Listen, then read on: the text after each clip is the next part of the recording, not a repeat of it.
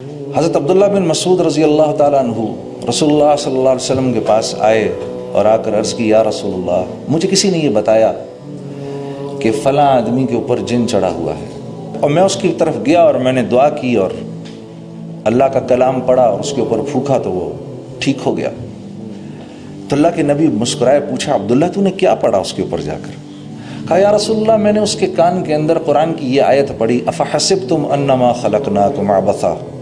پوری یہ آیت پڑھ دی میں نے اور اس کے کان میں پھونک دی۔ آپ صلی اللہ علیہ وسلم بڑے حیران ہوئے، عبداللہ بن مسعود کو دیکھا اور پھر آپ نے فرمایا، اے عبداللہ، تجھے پتہ ہے یہ آیت کیسی آیت ہے؟ اس رب کی قسم کہ جس نے مجھ کو نبی بنا کر بھیجا ہے، یہ آیت اگر یقین کے ساتھ آدمی پہاڑ پر کھڑا ہو کر پڑھے تو پہاڑ کو اپنی جگہ سے ہلا دے گا۔ اب میں یہ بات پڑھ رہا تھا اور مجھے یہ خیال آیا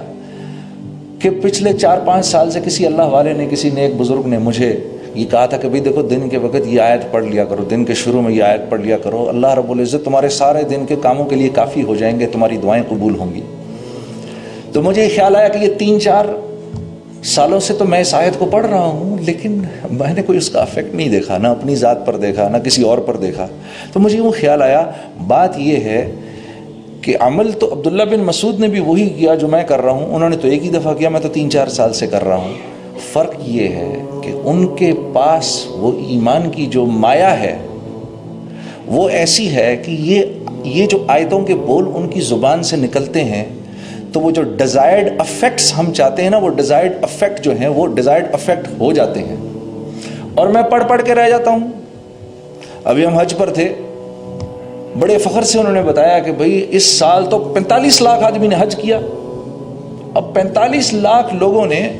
الحمدللہ کتنی بڑی بات ہے، امت مسلمہ میں سے 45 لاکھ لوگوں نے حج کیا۔ لاہور کی آبادی 45 لاکھ کی ہے، تو مکہ اتنا چھوٹا سا شہر ہے، اور 45 لاکھ بندہ مکے میں، اللہ نے ان کے وہاں پر کھانے کا بھی انتظام اور پینے کا بھی انتظام، نہانے دھونے کا بھی انتظام، پانی کیسے خرچ ہوتا ہوگا، ادھر دوسری ایمنسٹیز جو ہیں ان کی اویلیبلٹی، وہ کیسے اللہ نے ایک نظام چلایا، اور وہ 45 لاکھ کے 45 لاکھ اللہ سے یہ دعا کرتے ہوں گے، یا اللہ مسلمانوں کو پھر سے عروج نصیب فرما، اسلام کو عروج نصیب فرما، یا اللہ ہماری زندگیوں کو قبول فرما۔ وہ سب کیا کیا دعائیں نہیں کرتے ہوں گے، اور ہم کیسی امیدیں لگا کے رکھتے ہیں ان حاجیوں سے۔ یقیناً اللہ کے ہاں یہ دعائیں تو قبول ہوتی ہوں گی، لیکن وہ ڈیزائرڈ افیکٹس نہیں ہو رہے جو 1.25 لاکھ صحابہ کے حج سے ہو گئے۔ انہوں نے تو 30 سال کے اندر 1.25 لاکھ صحابہ ہی تو تھے جب اللہ کے نبی نے اس دنیا سے وصال فرمایا، تو ان کے دنیا سے چلے جانے کے 30 سال کے بعد مسلمان 3 بر اعظموں کے بادشاہ بن گئے، 3 بر اعظموں کے بادشاہ بن گئے۔ کیا ہوا؟ فرق کیا ہے؟ وہ ایمان کی کمی فرق ہے میرے دوستوں، اور کوئی نہیں۔ اعمال وہ بھی وہی کرتے ہیں، وہ بھی وہی کرتے تھے جو میں اور آپ کر رہے ہیں، بلکہ ہم زیادہ کر رہے ہیں۔ عبداللہ بن مسعود ایک دفعہ تابعین کی ایک جماعت بیٹھی ہوئی، تو ان سے فرمانے لگے، اے تابعین کی جماعت، آج تم لوگ روزے بھی زیادہ رکھتے ہو، نماز بھی زیادہ پڑھتے ہو، قرآن بھی زیادہ پڑھتے ہو۔ صحابہ اتنا نہیں کرتے تھے، لیکن اللہ کے ہاں وہ بڑے مقبول لوگ تھے۔ فرق کیا ہے؟ فرق کیا تھا کہ ان کے دل دنیا کی لذتوں اور اس کی حب جا اور حب مال سے ان کے دل خالی تھے، اور ہمارے دل بھرے ہوئے ہیں۔ میرا دوست ہے سعید انور، کرکٹ پلیئر جو ہے ہمارا، میں اور وہ جماعت میں ایک ساتھ سفر کرتے ہیں، تو وہ ایک بات اکثر کہتا ہے، اور بڑی اچھی بات وہ کہتا ہے۔ وہ یہ کہتا ہے، دیکھو ایک کنواں ہے نا جس میں پانی ہے، ٹھیک ہے، اس کنویں سے سب نفع اٹھا رہے ہیں، اگر اس کنویں کے اندر ایک مرا ہوا کتا گر جائے آ کر، ایک مرا ہوا کتا ہی تو ہے، اتنا بڑا کنواں ہے، وہی اتنا پانی بھرا ہوا، ایک مرا ہوا کتا ہی ہے، اب مجھے بتاؤ ہم میں سے کیا کوئی بھی اس کنویں سے کوئی نفع اٹھا سکتا ہے؟ نہیں اٹھا سکتا۔ آپ اس میں پانی پہ پانی بھرتے رہو، کوئی نہیں۔ لوگ کہیں گے 1 منٹ رکو، سب سے پہلے اس مرے ہوئے کتے کو باہر نکالو، اس کو باہر نکالو، اس کے باہر نکل جانے کے بعد اب جو تم چاہتے ہو وہ ہو جائے گا۔ پھر پانی کو صرف ایک ہی دفعہ صاف کرنے کی ضرورت ہے۔ اب جو پانی بھرو گے اس پانی سے تم ہر قسم کا نفع اٹھا سکتے ہو، اس کو پی بھی سکتے ہو، اسے وضو بھی کر سکتے ہو، اور گھر کا کھانا بھی پکا سکتے ہو۔ تو اعمال کی کمی نہیں ہے، اعمال تو ہم کر رہے ہیں الحمدللہ۔ میرے عزیز دوستوں، میرے بھائی اور میری بہنوں، فرق صرف یہ ہے کہ ہمارے دل ایمان کی مایا سے خالی ہے، ہاں میرے بھائی اور میری بہنوں، دنیا میں آ جانے کے بعد ہمارا سب سے قیمتی اثاثہ ایمان ہے۔ حضرت عمر رضی اللہ تعالیٰ عنہ پر جب کوئی حال آتا تھا، کوئی دنیاوی حال آتا تھا، تو آپ اللہ سے بہت شکر کرتے تھے، یا اللہ تیرا لاکھ لاکھ شکر ہے کہ یہ حال میری جان پر آیا ہے، میرے ایمان پر نہیں آیا۔ کیونکہ میرے دوستو، ایمان وہ اندر کی مایا ہے جو انسان کو اللہ کے حکموں پر کھڑا کرتی ہے، ورنہ آپ یقین کرو، تھوڑی دیر کے لیے سکھاؤ، ایک غیر مسلم کو بھی 10 منٹ میں ہم نماز پڑھنی سکھا سکتے ہیں، وہ 10-15 منٹ میں نماز پڑھنا شروع کر دے گا،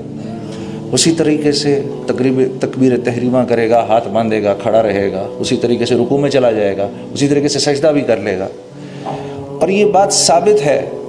پرانے وقتوں میں 1400 سال میں کئی دفعہ ہوا یہ کہ غیر مسلم جاسوسوں نے اماموں کا بھیس بدلا اور عرصہ دراز تک مسجدوں کی امامت کرتے رہے۔ تو یہ اعمال جو ہیں، نماز ہو گئی، روزہ ہو گیا، حج، زکوٰۃ، اچھے بول، میٹھا بول، اچھے اخلاق، اچھے معاملات، اللہ کے ہاں ان کی قیمت اسی وقت لگتی ہے جب دل کے اندر ایمان ہو، ورنہ اللہ کے ہاں ان کی کوئی حقیقت نہیں ہے۔ تو میرا آپ کا سب سے قیمتی اثاثہ ایمان ہے۔ ابھی کچھ دن پہلے میں ایک چیز پڑھ رہا تھا کہ